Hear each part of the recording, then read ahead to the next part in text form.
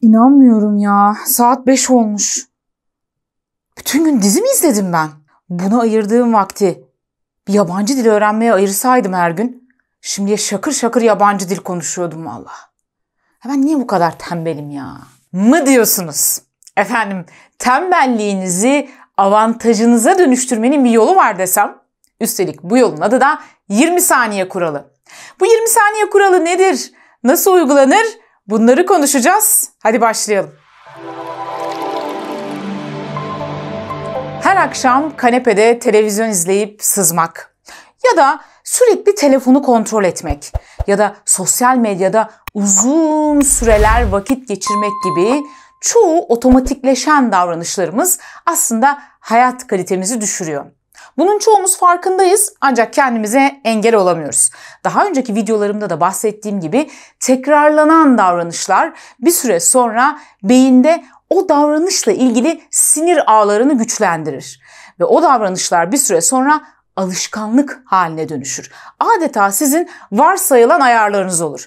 Yani siz ne ara o davranışa başladınız fark etmezsiniz bile. Mesela her akşam yemekten sonra televizyon izlemeye gidiyorsanız ve kanepede sızıp kalıyorsanız bir süre sonra ayaklarınız otomatikman sizi kanepeye doğru götürür. Ve siz ne ara televizyonu açtınız, ne ara o kanalı açtınız, ne ara o kadar vakit geçti anlamazsınız bile. Alışkanlık haline gelen bu davranışlar bazen spor yapmak, kitap okumak, ders çalışmak gibi daha faydalı davranışlar olabiliyorken bazen de abur cubur yemek, bir şeyler izlerken sürekli ağzına bir şey tıkıştırmak, sağlıksız beslenmek, sigara içmek ya da televizyonun karşısında uyuklamak gibi uzun vadede bize zarar veren davranışlar da olabiliyor. Tekrarlanan her davranışa ayırt etmeksizin ne yazık ki beynimiz bunu yapıyor. Yani ister faydalı olsun, ister zararlı olsun bir şeyi tekrarladıkça o şey daha fazla yerleşmeye ve otomatikleşmeye başlıyor. Ve tembellik de bir süre sonra bizim alışkanlığımız haline geliyor. Peki ama bunu nasıl avantaja dönüştürebiliriz?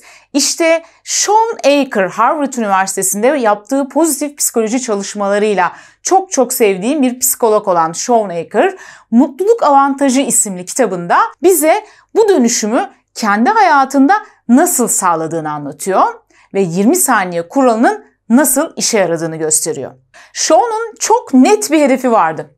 Televizyon izleme zamanını azaltmak ve gitar çalışma zamanını çoğaltmak. Çok net, fakat bir türlü bunu başaramıyordu. Shawn fark etti ki ne zaman gitar çalışayım dese bulunduğu yerden kalkacak, üst kata çıkacak, dolabı açacak, dolabın içerisindeki gitar kabından gitarını çıkartacak, onu alıp aşağı kata indirecek ve tüm bunlar yaklaşık 20 saniye sürecekti. Ama bu 20 saniyelik çaba dahi Shawn'u gitar çalışmaktan vazgeçirmeye yetiyordu. Ama şimdi kim çıkıp da alacak diyordu.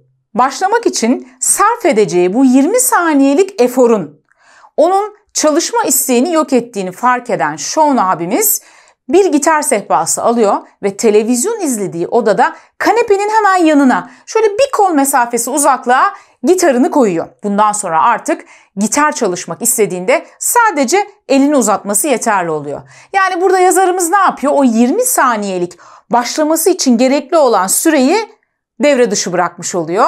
Dolayısıyla bu 20 saniyelik kazanç onun gitar çalışmasını kolaylaştırmaya başlıyor. Fakat esas mevzu bu değil. Şimdi bu çok basit bir şey. Ne var ki bunda diyebilirsiniz. Esas mevzu işte şimdi başlıyor.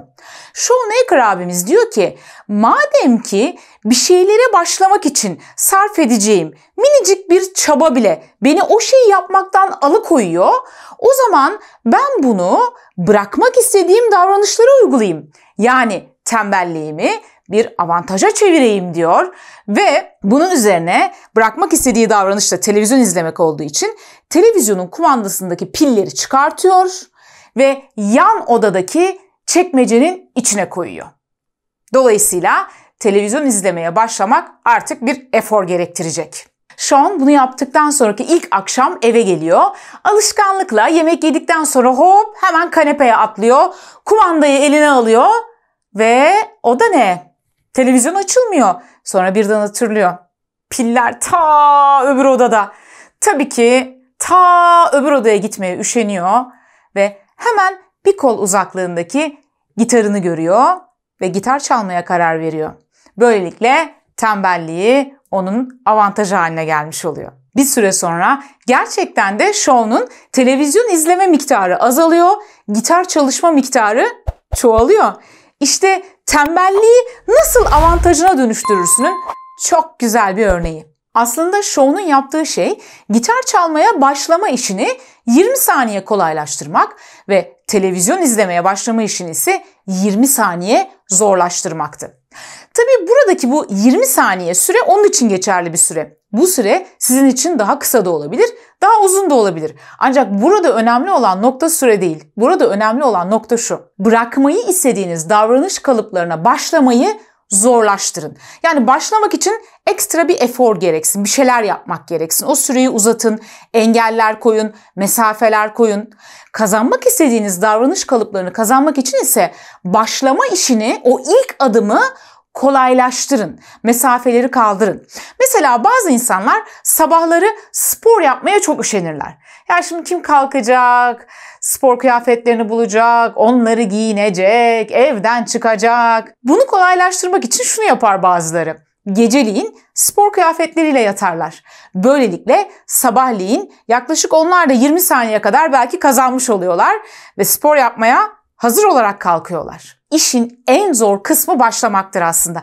Biliriz ki bir başlasak gerisi gelecek. İşte o yüzden başlamak için gerekli olan süreyi ve eforu olabildiğince azaltmak, başlama işini kolaylaştırmak gerekiyor. Bırakmak istediğimiz işlerde ise tam tersi. O işe başlamayı zorlaştırmamız gerekiyor.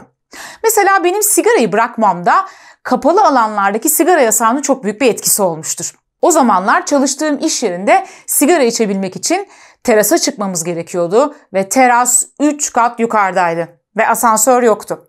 Üstelik kışın, soğukta o terasta sigara içme işi tam bir eziyete dönüşüyordu. İşte tüm bunlara üşenmek benim sigarayı azaltmamda ve bırakmamda oldukça etkili olmuştur. Mesela abur cubur yeme alışkanlığınızı azaltmak ya da yok etmek mi istiyorsunuz? O zaman elinizin altındaki abur cuburları yok edin. Bir daha eve almayın ya da onlara ulaşma işini zorlaştırın.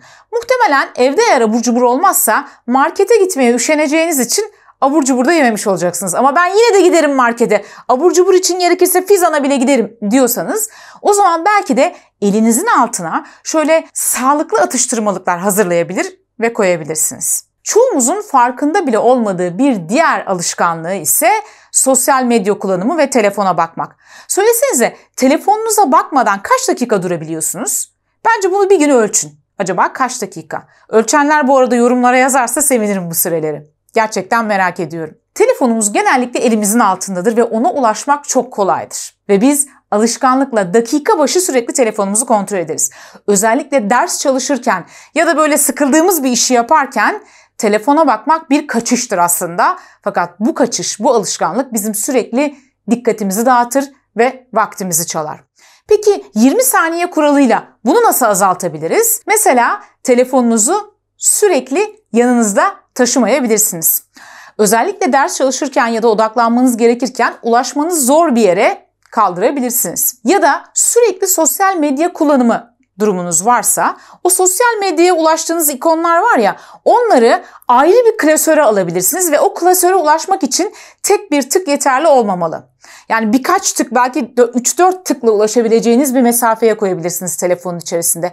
Masa üstünde olmaz da daha gerilerde, daha böyle tıklayarak gitmeniz gereken bir yere alırsanız eğer sosyal medya ikonlarını, göreceksiniz ki bir süre sonra erişiminiz azalmaya başlayacak. 20 saniye kuralı belki her zaman işe yaramayabilir. Bazı durumlarda yarayacaktır, bazı durumlarda yaramayacaktır. Ancak 20 saniye kuralıyla davranışlarımız otomatik pilottan çıkıp daha bilinçli bir hale gelecektir.